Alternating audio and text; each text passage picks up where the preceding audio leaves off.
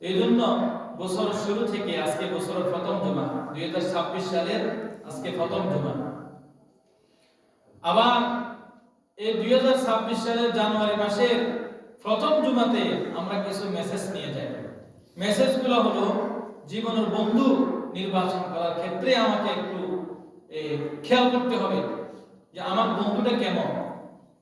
আল্লাহ পাক রব্বুল আলামিন সূরা কাহফের ভিতরে বলতেছেন, ওয়াসবির নাফসাকা মা'আল্লাযীনা ইয়াদউনা রাব্বাহুম বিল গাদাতি ওয়াল আশি ইউরিদুনা ওয়াজহা।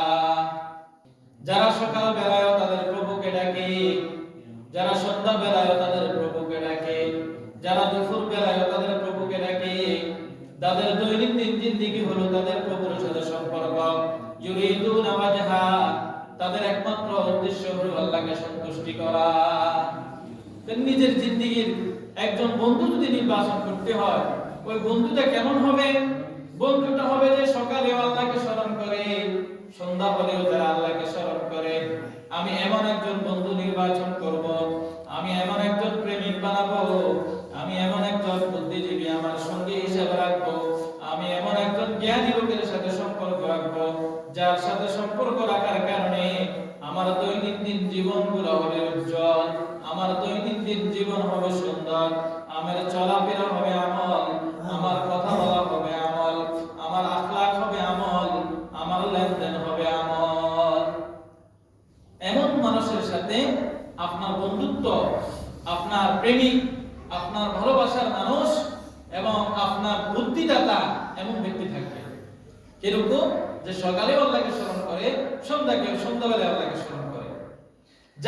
যার সংস্রবে থাকলে আপনি কিছু শিখতে পারবেন, যার সংস্রবে থাকলে আপনি কিছু জানতে পারবেন, অন্যকে জানাইতে পারবেন। আল্লাহ রাসূল সাল্লাল্লাহু আলাইহি ওয়াসাল্লামের ইন্তেকালের পর হযরত আবু বকর এবং হযরত ওমর দুইজন সাহাবী লোক অসুস্থ আছে। উম্মে আইমান নামক একজন সাহাবী ছিল অসুস্থ। উম্মে আইমান নামক একজন সাহাবী ছিল রাসূলের খুব প্রিয়। আবু বকর এবং ওমর উভয় বলল, চলো উম্মে আইমানকে আজকে একটু দেখে আসি। ভালোবাসা কেমন দেখেন, রাসূলের আদর্শে আদর্শিত ছিল। তো রাসূলের ইন্তেকালের পরে আবু বকর এবং ওমর একে অপরকে বলে, ভাই চলো উম্মে আইমানকে একটু দেখে আসি না। আবু বকর এবং ওমর একসাথে রওনা দিল। যাওয়ার পরে উম্মে আইমানদের বাড়িতে গিয়ে বলল, উম্মে আইমান তুমি আছো কিনা? বলে, হ্যাঁ আছি। আবু বকর এবং ওমরকে দেখার সাথে সাথে উম্মে আইমান এত জোরে কান্নাকাটি করতেছেন, চোখের পানি ঝরঝর করে পড়তেছেন। এখন উম্মে আইমানকে কান্নাকাটির অবস্থা দেখি আবু বকর এবং ওমর বলল, হঠাৎ কি হলো উম্মে আইমান, তুমি কাঁদতেছো কেন? তোমার চোখে এত কান্না কেন? আল্লাহর রাসূলের জন্য যাহা কল্যাণ এবং আমার জন্য তোমার জন্য যেটা মঙ্গল হবে, কল্যাণ হবে, আল্লাহ পাক রব্বুল আলামিন তো অবশ্যই ওইটা করেন। আর ওইটার উপর কি তোমার আমার মনে কষ্ট আছে কিনা? মানে আল্লাহ রাসূলের তো ইন্তেকাল হয়ে গেছে, এখন দেখতে আসতে কোনে? খবর নিতে কি? আল্লাহ রাসূল। এখন যখন নাই, ওদেরকে দেখে কাঁদতেছে। এখন উম্মে আইমান বলল, আমার সাথী বন্ধু, ভালোবাসার মানুষ শোনো, ভালোবাসার মানুষ কাদেরকে বাঁচতে দেখেন।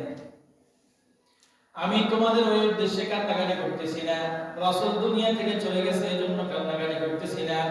ও আবু বকর ওমর শোনো, আমি তো কান্নাকাটি করতেছি এই জন্য আমি যে দৈনিক আল্লাহর রাসূল সাল্লাল্লাহু আলাইহি সাল্লামের কাছ থেকে ওহী আসতো, আর আমি উম্মে আইমান যে আল্লাহর রাসূল থেকে শিক্ষা কিছু, আমার ওই শিক্ষার পন্থা বন্ধ হয়ে গেছে। ওহী আসা তো বন্ধ হয়ে গেছে, আমি শিখবো থেকে? আমার ভালোবাসার মানুষ কার থেকে শিখবো? আর আমরা যাদের থেকে শিখতে পারবো, যাদের থেকে কিছু নিতে পারবো, তাদের সাথে থাকি না। যারা কুবুদ্ধি দেয়, যাদের সাথে চললে নিজে খারাপ হয়ে যাবো, সিগারেট খেতে পারবো, বিড়ি খেতে পারবো, চা কাপ খেতে পারবো, অন্যকে মামলা ঠুকে দিতে পারবো, অন্যের একটু ক্ষতি করতে পারবো, ওদের সাথে তাল মিলিয়েছে। এই জন্য সৎ লোক, নেককার লোক, আল্লাহওয়ালা লোক, নামাজি লোক, ওদেরকে নিজের সংস্রবে রাখা। বাবা রিয়াল একটা কয় টাকা? রেহাল জুজদান একটা কয় টাকা? একটা রেহাল আর একটা জুজদান যদি 5 টাকা 10 টাকার মূল্য না হয়ে থাকে, বর্তমান যুগে 50 টাকা 100 টাকার মূল্য কয়জনের কাছে আছে? কিন্তু 100 টাকার একটা রেহাল, 50 টাকার কাপড়ের যদি একটা জুজদান কোরআন শরীফের সাথে লেগে যায়, ওই 50 টাকার দামের কাপড়টাকে আমি মুখে দিয়ে চুমু দিই, কপালের সাথে লাগাই, বুকের সাথে লাগাই, কত যত্ন মহাব্বত করে এটাকে শুকাই। কেন? এটা সংস্রব কার লাগে ছিল? কোরআনের সাথে ছিল। সামান্য একটি কোরআন শরীফ যেটা পাতা ভিতরে দেখাইছে সাবার কি, মূলত কোরআন শরীফ তো আল্লাহ লোহে মাহফুজে, আমরা এটার সাথে লাগার কারণে কি করি, কত মহাব্বত করি এটাকে। পায়ের সাথে লাগতে দিই না, পানিতে ফেলে দিই, নইলে দাফন করে ফেলি, একটা রেয়াল। আর অথচ সেগুন কাঠ 1 লক্ষ টাকা দিয়ে তুমি খাট বানাইলা, 1 লক্ষ টাকা দিয়ে সোফা বানাইলা, ডাইনিং টেবিল বানাইলা, দৈনিক কতবার লাথি খাইতেছে, দৈনিক কতবার পায়ের সাথে লাগতেছে। সেগুন গাছের ফুট হয়তো 1200-1400 টাকার, কিন্তু ওই সেগুন গাছের একটা টুকরানো সেগুন গাছের বিশাল একটা ফাইল যদি ফাইল লাগে, আমি আপনি কোনদিন ওই সেগুন গাছকে চুমু দিই নাই? দিছিনি? কেন দিই নাই? এটার সাথে কোনো ভালো লোকের কি নাই, তাআল্লুক সম্পর্ক নাই। এইজন্য মহব্বতের লোক, ভালোবাসার লোক হবে ওরা, যাদের থেকে আমি আপনি শিখতে পারবো। وعن أبي موسى الأشعري رضي الله تعالى عنه قال رسول الله صلى الله عليه সৎ লোকের সাথে সংস্রবের মিসাল আর দৃষ্টান্ত হলো এমন, যেমন মনে করো যদি কোনো ব্যক্তি আতর বিক্রেতার সাথে সংস্রবের ভালো লোকদের সাথে সম্পর্কের তুলনা দেওয়া হয়েছে, আর অসৎ লোকদের সাথে চলাফেরার বন্ধুত্ব বানানোর তুলনা দেওয়া হয়েছে কামার আর হাফারওয়ালার সাথে। বলে সৎ লোক কেমন? সৎ লোকটা হলো এমন, আতর বিক্রেতা, তুমি যদি আতর কিনতে যাও দোকানের ভিতরে অথবা মার্কেটে, আতর দোকানে যাও, আতরের মার্কেটে যাও, তুমি কেনার জন্য না হলেও আতর দোকানে যদি 1 মিনিট 5 মিনিটের জন্য বসো, তার সাথে মুসাফা করো, তার দোকানের টেবিলের উপরে যদি হাত রাখো, তোমার গ্রান শরীরটা গ্রান হয়ে যাবে, তোমার হাতটার ভিতরে আতরের গ্রান হয়ে যাবে, মোলাকাত করলে তোমার জামার ভিতরে আতরের গ্রান হয়ে যাবে। ঠিক সংস্রব যদি ভালো লোকের সাথে সম্পর্কটা যদি এমন হয়, ওই আতরওয়ালার সাথে লাগার কারণে যেরকম গার ভিতরে গ্রান হয়ে যায়, হাতের ভিতরে গ্রান হয়ে যায়, ঠিক ভালো লোকের সাথে থাকার কারণে তুমি ভালো হয়ে যাবা।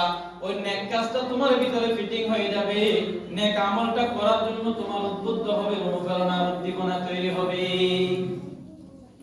আর অসৎ লোকদের সংস্রবের তুলনা দেওয়া হয়েছে একজন হাফারওয়ালার সাথে, মানে কামারের সাথে। কামার যখন তার দোকানে বসে বসে যে বাতাস টানে দেখতে আছে না, ওটাকে হাফার বলে। তো রশিদি যখন এমনি টানে, ওই হাফর থেকে বাতাস বের হয়ে আগুন জ্বলে কয়লার ভিতরে। বায়ু দোস্ত বুজুর্গ বোঝার জন্য বলতেছি, ওই হাফরওয়ালা যখন তার বাতাস টানার জন্য এভাবে টানে আর বাতাস দেয় কয়লার ভিতরে, ওইখান থেকে সুগন্ধিত বের হয় না। তুমি যদি 1 সেকেন্ডের জন্য ওইখান থেকে ঘুরে আসো, কিছুক্ষণ পরে তুমি গায়ের ভিতরে দেখিও কতগুলা সালি তোমার গায়ের ভিতরে পড়লো। সালি পড়ছে না? আপনি বসলেন না, এটা কিছু করলেন না, ওইখান থেকে হাঁটি আসলেন, যদি সাদা জামা হয় একটু পরে তাকায় দেখিয়েন সবগুলা সালি। এটা হলো কি? অসৎ লোকের সাথে সংস্রব থাকার কারণে, মিল মোহাব্বত থাকার কারণে, ভালোবাসা আন্তরিকতা থাকার কারণে আপনিও অসৎ হয়ে যাবেন।